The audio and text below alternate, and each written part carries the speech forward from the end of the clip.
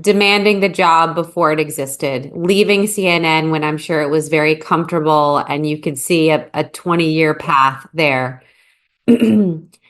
Now going after someone who could actually literally bring danger, violence, mayhem to your life. Where does that bravery come in, and how do you know to keep going? I mean, it's a good question. It's like when I left CNN, I it did not make sense at the time. Like, God, I was on top of the world. Like, this was before I feel like now there's a lot of questions about cable news and as much relevance and this and that. But it was 2019. I was the only person Zuckerberg would speak to on camera. I had just interviewed everyone. I was our senior tech correspondent. I had like clawed my way up from the bottom to build out this thing that didn't exist. And I was miserable. Like, I was so unhappy. I think the changing face of the news. I wasn't able to do long form stuff. I saw that as someone who's a little bit ahead, I just saw that this feels behind.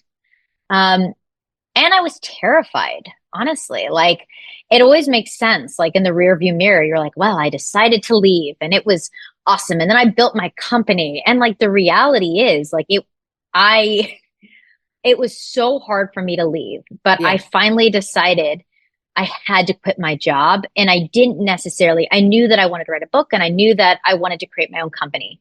I did not know how to create a company. I covered a lot of companies and everyone's so successful now, right? I covered entrepreneurship.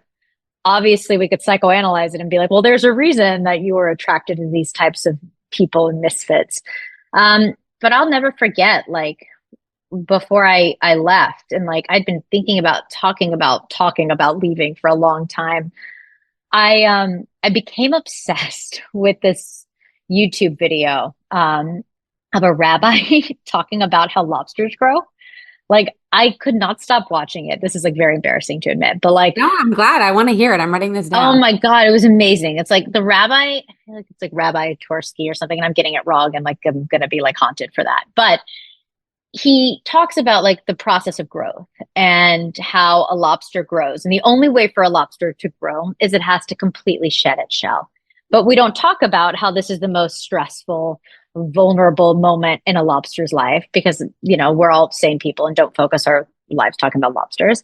Um, but I was just obsessed with it. It's like because the metaphor there is that like growth is uncomfortable and it stretches you and like you are very vulnerable and like but to grow into a shell that fits you and who you are now you have to be like naked and afraid for a bit, you know. uh Literally, so as a lobster, right? totally. And so I remember being in Jeff Zucker's office. He was the president of CNN at the time, and telling him I was going to leave. I was like, I didn't want to negotiate my contract. I wanted to go. I just had to do this thing. You sit across from people who have done something for so long and you're like, I want to go do something. And my thing doesn't fit, quite literally doesn't fit into this box anymore. I remember him being like, well, give me a couple interviews a year, stay in some capacity, this and that. And I felt myself turning inwards and not having the courage to be like, I got to go. And then I said to Jeff, I have to tell you how lobsters grow. And so I gave him this metaphor and I quit my job by referencing a YouTube video, which to this day I'm like, Segall, like but he got it. You know, I think Jeff has always been a little bit of a crazy thinker too. And so I left and it was scary because I think for me, I built up this career in this life. I was always Laurie from CNN, right? Now it's like that feels so far away. It's almost funny to think about. But like I just had to be Laurie. And that was really scary to me. Like, who was I without all this validation, without all these things? Would people still pick up my calls? Like, you know, and I think I went through a really significant transition. I was waking up every morning at 4 a.m. Big tech news would happen, and I was like, I'm irrelevant. I'm just so stupid. I mean, I look back at it, but it was such a hard transition identity wise.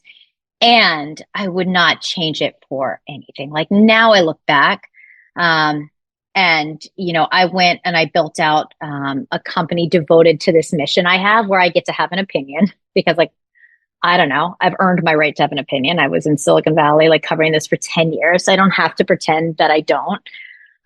We get to do the types of stories I want to do. Like I get to fail all the time and like fail on my own terms. I don't have to convince like some people who I don't think are smarter than me in a corner office, like what is relevant or what we should be doing. And I still have like different challenges every single day. It is so hard. It is the hardest thing I've ever done. But they're my challenges, you know, and so I come out of it. I wrote a book. I wrote the book Special Characters, which was, I think, for me in a way healing.